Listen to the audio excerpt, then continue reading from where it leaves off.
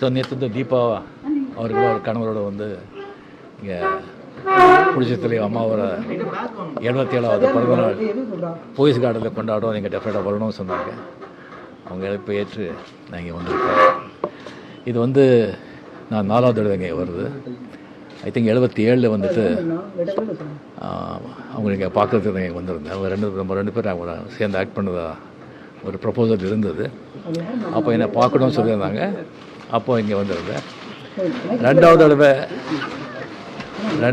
வந்து ராகவேந்திர கல்யாண மண்டபம் ஓப்பனிங் வந்து அவங்களை கூப்பிடணும்னு சொல்லிவிட்டு இந்த காம்பவுண்டுக்குள்ளே வந்திருந்தேன்.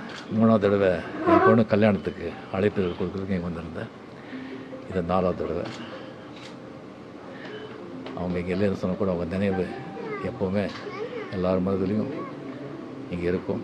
இங்கே வந்து அவங்க வாழ்ந்த வீட்டில் ஒரு அஞ்சலி செலுத்தி அவங்களுடைய ஒரு இனிப்பான ஒரு சுவையான நினைவுகளோடு போயிட்டுருக்கேன். அவங்க நாமும் எப்போதும் வாழ்க.